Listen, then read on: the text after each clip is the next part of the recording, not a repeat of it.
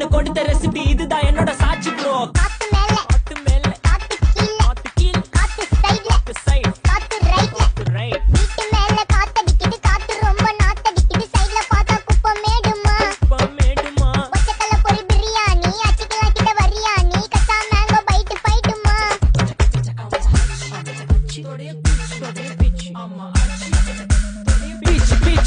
Beach வேலைக்கு போ போனதா சோர் இல்லனா லைஃபே ஆயிடும் போர். பண கஷ்டம்